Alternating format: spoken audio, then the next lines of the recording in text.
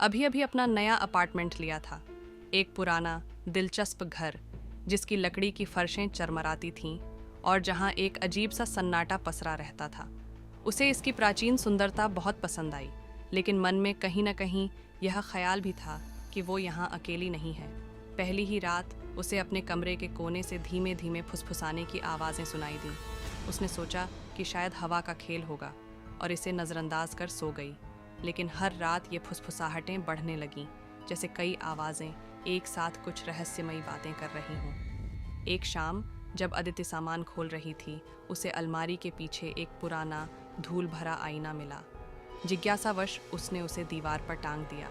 उसी रात फुसफुसाहटें शब्दों में बदल गईं। हमारी मदद करो। डर से कांपती अदिति ने चारों तरफ नज़र दौड़ाई, लेकिन सब कुछ सामान्य लग रहा था जब तक उसने आईने में नहीं देखा।